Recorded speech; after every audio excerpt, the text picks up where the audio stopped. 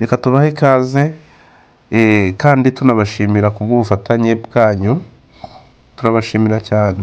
Aha rero tugiye kubazanira ikibanza kiri mu miturire muri R1 cya accessinga umuhanda nk'uko muri kukibona kuri kamera cyangwa ku matelefone yanyu. Ni ikibanza cyiza, icyo kiri hepfo y'umuhanda, ariko ntabwo twavuga ko ari munsi y'umuhanda kuko ni ahantu muri site hateretse hose heza cyane.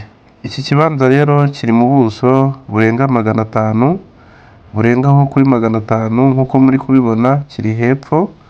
Ni ikibanza cyiza cyane ubona ko rwose giteretse, kiringaniye impande zose.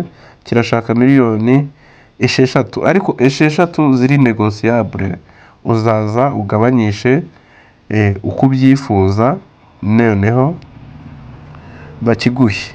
Nkubwire ko cyegereye ibikorwa remezo, ni ikibanza cyegereye amashuri, ibitaro, kiri muri quartier nziza cyane nk'uko ubibona. Ni ahantu hari abaturanyi beza, ni imihanda ya site nk'uko muri kuyibona tugenda tuyikatamo, hari izamuka, imanuka, itambika.